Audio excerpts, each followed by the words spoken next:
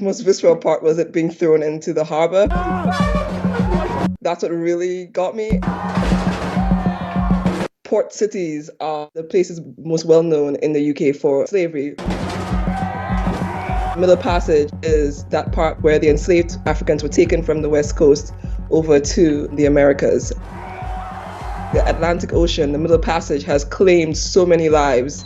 Edward Colston is almost like being returned to that. He's being sent into a watery grave. The consequence of slavery is racism. The killing of George Floyd was racism. And that, I understand, would trigger off the reaction about the statue because they've been protesting a long time. The statue of Edward Colston in Bristol is just one of many dedicated to white men who were involved in the UK's slave trade. Cities all over the country have profited from slavery, with the money building houses, schools, streets and hospitals. People think it's hyperbole when we say it's built into every brick of the nation, but it's not. The roads you're walking on is a product of slavery.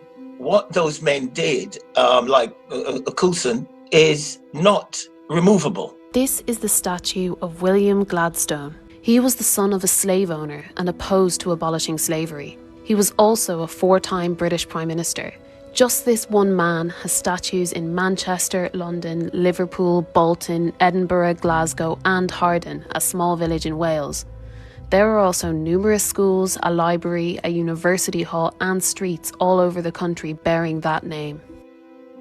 Statues have so much power, right? What does it mean to carve someone's likeness?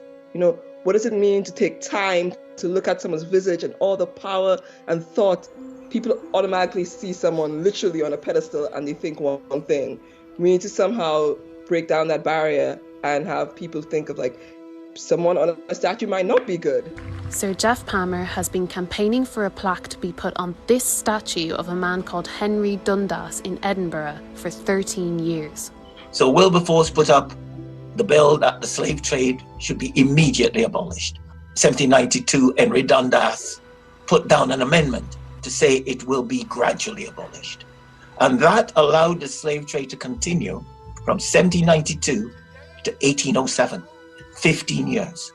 And I've calculated that in 15 years, 630,000 black people were moved into slavery on one word: gradual. The original plaque, nothing about slavery. And I said that must be on the plaque. There are some statues that are, some acts that are so horrific that they need to go and in their place something completely new. In other cases, I think there are times when we can use those monuments as an educational tool. But I also am very much aware that we also need to balance educating with the trauma and hurt that it can cause people. Somehow the onus on educating people on racism and on the effects of slavery and colonialism always falls on those who are the oppressed. I will not support a consistent policy of removing everything that relates to slavery. I want improvements for black people in the country. I want improvements in education.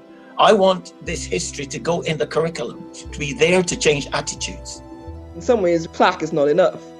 We literally need to break down our original thinking of these kind of monuments and start from scratch, which is easier said than done.